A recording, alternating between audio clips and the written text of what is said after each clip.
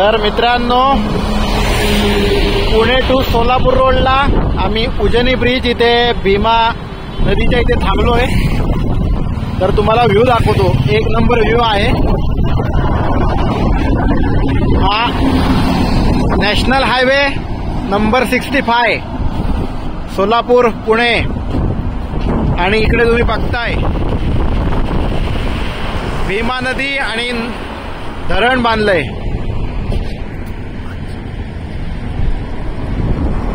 आणि पाण्याचे दरवाजे पण उघडलेले दिसत आहेत मित्रांनो तुम्हाला. बघा, आम्हाला सुद्धा छान व्ह्यू अनुभवायला मिळालाय. आम्ही इथे मुद्दामून थांबलोय 5 मिनिटं. वारा पण खूप आहे. गाड्या गेल्यावर ब्रिज पण हलतोय.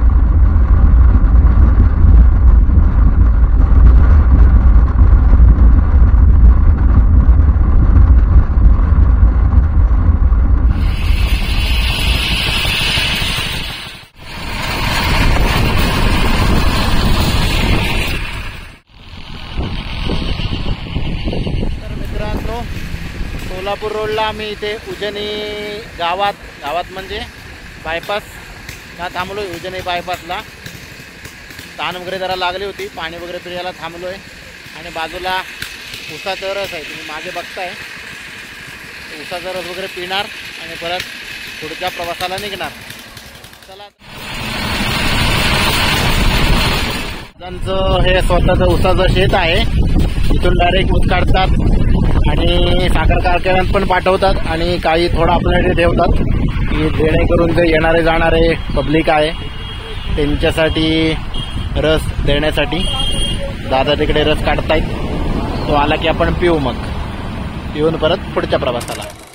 तर मित्रांनो, जिथे उसाचा रस प्यायला थांबलो त्या दादाने आपल्या चॅनलला सबस्क्राईब केलं आहे. दादा, आपलं नाव कसं?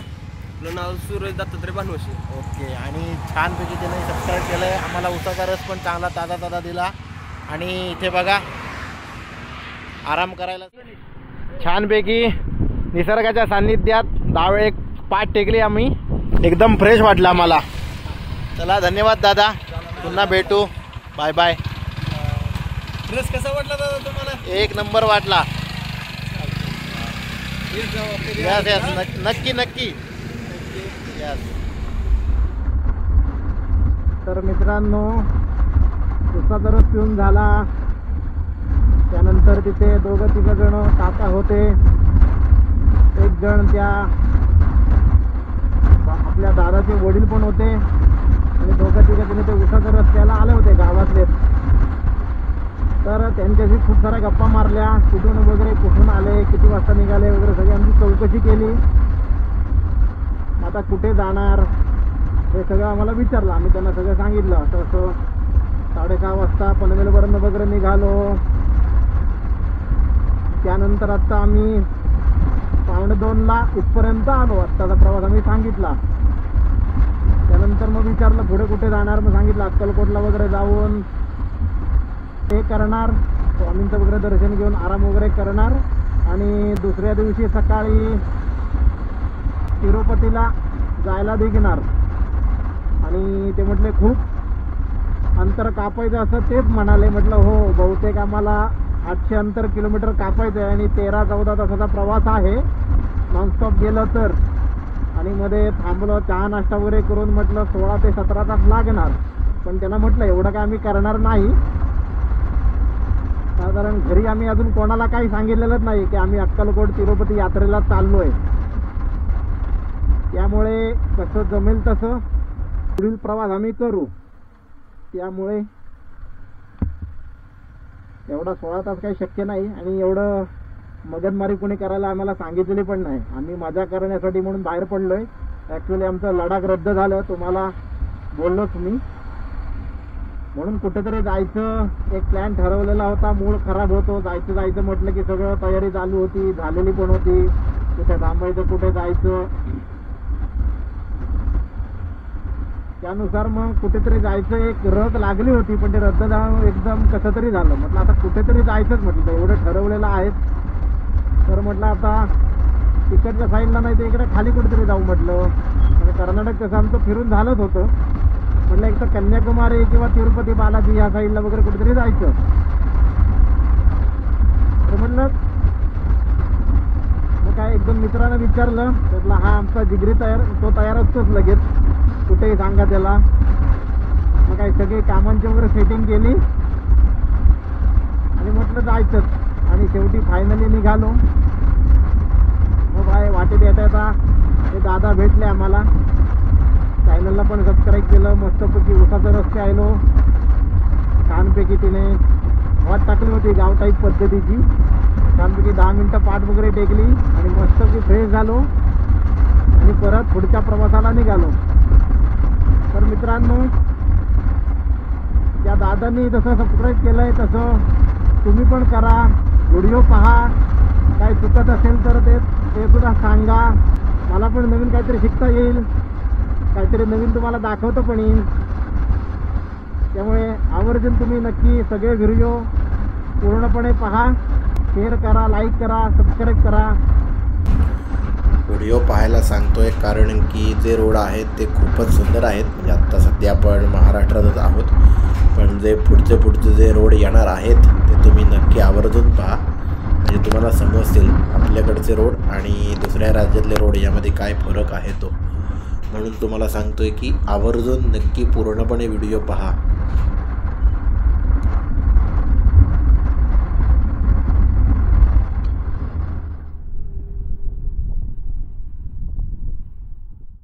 आत्ता आम्ही जस्ट अक्कलकोटला पोचलो आहोत. इथून अजून आम्हाला अक्कलकोटच्या मठात जायला साधारणतः अर्धा तास लागेल. अलीकडेच आम्ही देवराई नॅचरल एक प्युअर व्हेज हॉटेल आहे, तिथे आम्ही थांबलो आहे कॉफी पिण्यासाठी. आणि आत्तापर्यंतचा प्रवास खूप छान झाला. रस्ता म्हणजे एकदम अप्रतिमच होता, क्लासच. एकदम सरळ म्हणजे सरळ, खूप छान रोड असा. त्यामुळे प्रवास खूपच छान झाला. आणि पुणे सोडल्यानंतर आम्हाला पाऊस म्हणजे अजिबात बिलकुल लागला नाही. आणि मित्र जे भेटले होते त्यांनी आम्हाला जे गाईड केलं त्याच्यामुळे त्या दोघांना पण, पियुष आणि प्रिशा, तुम्हाला खूप खूप धन्यवाद. आमचा प्रवास खूपच छान झाला. मी आत्ता थोडा फ्रेश होतो, चहा कॉफी पितो, पुढच्या प्रवासाला निघतो. तोपर्यंत टाटा, बाय बाय. पुन्हा एकदा पियुष आणि प्रिशा थँक्यू, धन्यवाद खूप खूप. अखेर 9.5 तासाच्या प्रवासानंतर आम्ही अक्कलकोटमध्ये पोचलेलो आहोत. त्या आधीच अर्धा तास पोचलो होतो, पण मध्ये जरा 10 मिनटं कॉफी पिण्यासाठी थांबलो होतो हॉटेलमध्ये. त्यानंतर आत्ता आम्ही जस्ट अक्कलकोटमध्ये प्रवेश करणार. स्वामी समर्थ नगरी अक्कलकोट. श्री स्वामी समर्थ, जय जय स्वामी समर्थ. तर आत्तापर्यंतचा प्रवास खूपच छान होता. हे आमचे मित्र आम्हाला गाईड करतातच आहेत. मॅप लावला आहे त्याच्यामुळे मी तुम्हाला सर्व माहिती देऊ शकतोय. थँक्यू तन्मय. तुला पण खूप खूप धन्यवाद. माझ्या शब्दावर तू आलास माझ्यासाठी आणि तू पुढे राहून मला रस्ता दाखवतोय, त्यामुळे मी तुम्हाला माहिती सांगू शकतोय. नाही तर सोलो राईडमध्ये कसं होतं मित्रांनो, ॲक्च्युली रस्ता पण आपणच बघा, फोटो पण आपणच काढा, मग तुम्हाला माहिती पण सांगा, मग मॅप पण बघा, मग रस्ता पण बघा. एका यानं जमत नाही ते.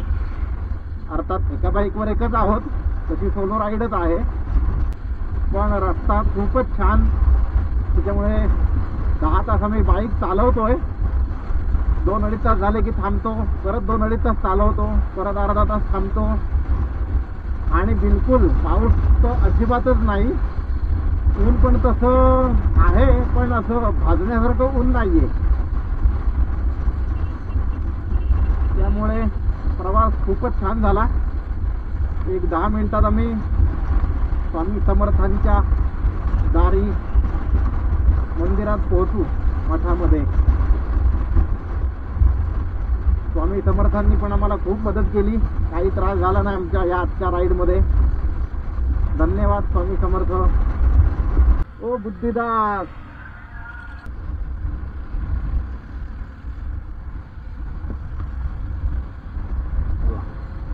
आता फिक्स झालं, विचारल्यावर काय प्रॉब्लेम नाही. आडगावात तसं नेटवर्क कमी असल्यामुळे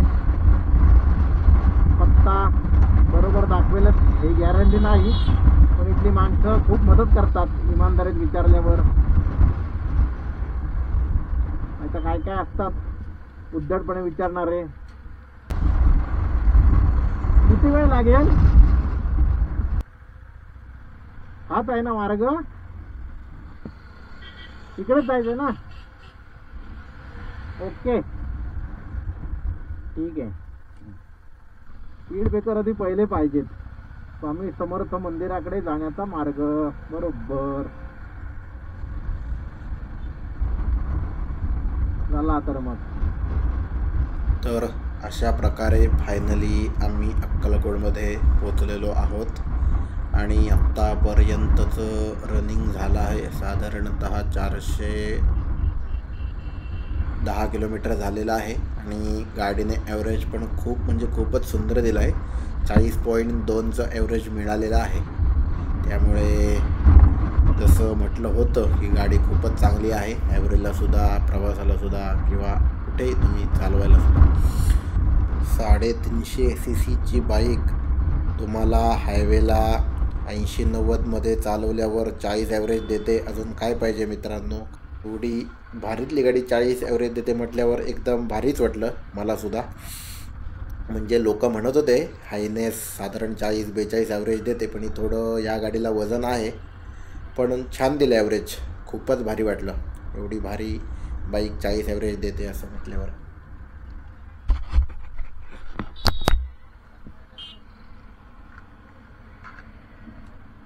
जय गोमाता दी.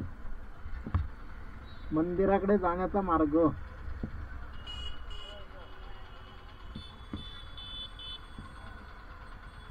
गाडी वगैरे कुठे लावायची?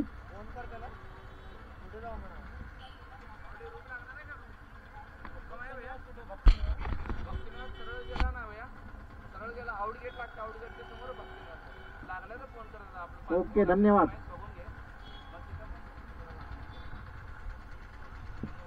चला, अशा तऱ्हेने आपण अक्कलकोटमध्ये स्वामी समर्थांच्या चरणी पोचलेलो आहोत. लवकरच तुम्हाला मठाचं दर्शन घडवतो. तर फायनली आम्ही सकाळी 7 वाजता निघालो पनवेलवरनं. थांबत थांबत थांबत थांबत थेट 11 तासाच्या प्रवासानंतर आम्ही अक्कलकोटला येऊन पोचलो आहे. गुरुजींना वगैरे फोन केला होता, पण ते म्हटले भक्त निवासमध्ये तुमची सोय होईल, पण तिकडे खूप गर्दी आहे. उद्या शनिवार, परवा रविवार असल्यामुळे आज खूप भाविक आलेले आहेत, त्याच्यामुळे आम्हाला जागा नव्हती. पण आम्हाला तिथे एक आकाश दादा म्हणून भेटले नशिबाने, पण त्यांनी आम्हाला इतकी सुंदर रूम दिली ना. AC रूम छोटी आहे पण खूप छान आहे आणि त्यांची सर्विस पण चांगली आहे. रूम तुम्ही पाहू शकता. ही पहा सुंदरशी छोटीशी अशी रूम.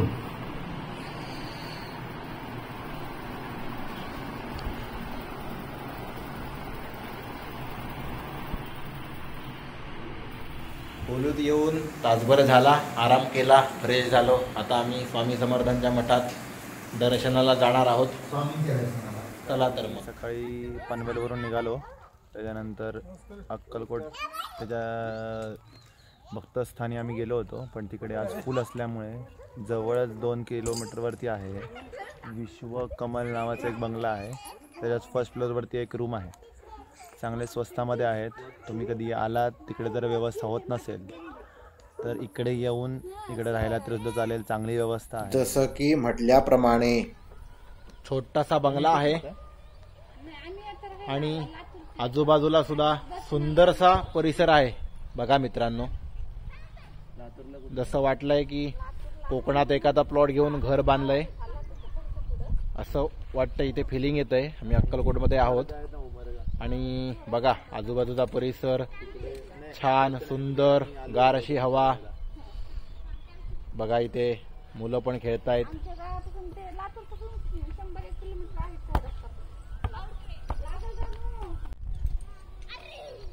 स्वामी समर्थ. नमस्कार. आत्ता आपण स्वामींच्या दर्शनाला चाललो आहोत. एकच गाडी घेतली कारण अगदी जवळच अंतर आहे, 600 मीटरवर. ग्रुपवर गेलो, फ्रेश वगैरे झालो, आराम केला. आत्ता आम्ही आरतीला चाललो आहोत. चला. Wow is beautiful. भारी लाइटिंग ना, भारी वाटतं झाड असं. हा तन्मय. स्वामी समर्थ. आत्ता आम्ही स्वामींच्या दर्शनाला चाललोय. तुम्ही बघताय आजूबाजूला छान सुंदर अशी दुकानं लावलेली आहेत. छान माहोल तयार झालेला आहे आणि आजूबाजूला सुंदर असा परिसर तुम्ही बघताय. संध्याकाळची आरतीची वेळ जवळ आलेलीच आहे आणि सगळे स्वामी भक्त आरतीला येत आहेत मठामध्ये. तुम्ही पाहताय खूप गर्दी आहेच. अशा प्रकारे फायनली आम्ही मठामध्ये चाललो आहे. आतमध्ये जाऊया, आतील दर्शन घेऊया. चला तर मग. स्वामी समर्थ. जय जय स्वामी समर्थ.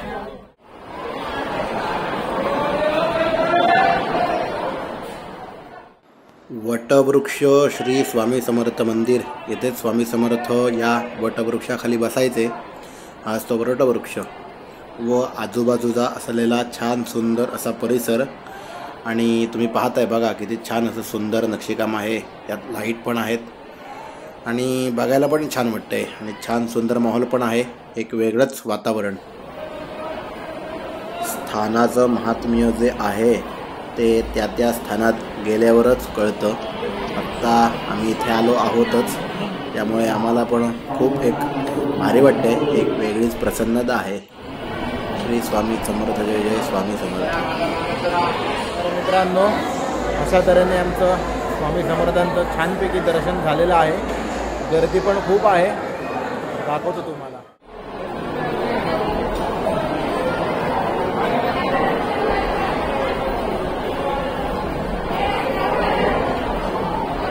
भाविक जण बसलेले आहेत. जे पारायण करायचे, त्यांना पारायण करण्याची इच्छा आहे, त्यांच्यासाठी सुद्धा वेगळा कक्ष आहे पारायण नामजप करण्यासाठी. त्यांना इथे विशेष खोली दिलेली आहे. तर इकडे 40,000 लोक बसलेले आहेत, पाहता येते.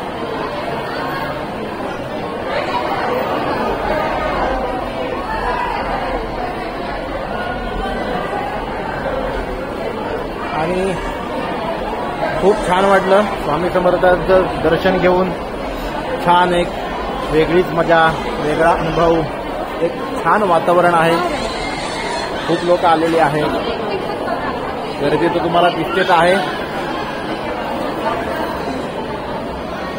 गाभाऱ्यामध्ये मोबाईलला शूट करायला अलाउड नाहीये. मोबाईल शूट करण्यासाठी तुम्ही ते टीव्हीद्वारे दर्शन घेऊ शकता स्वामी समर्थांचं.